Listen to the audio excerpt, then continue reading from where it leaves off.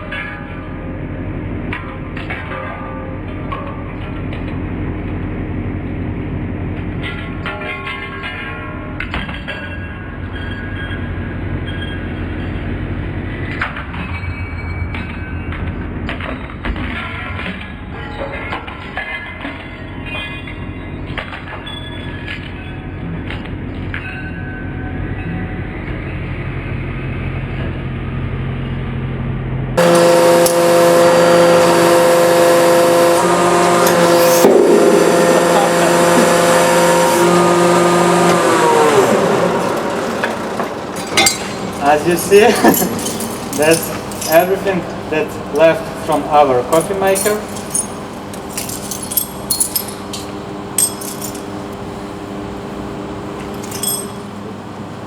That's everything that left from our coffee maker.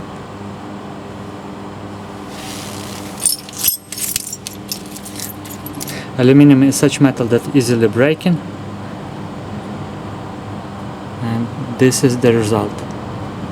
Subscribe to our channel and goodbye.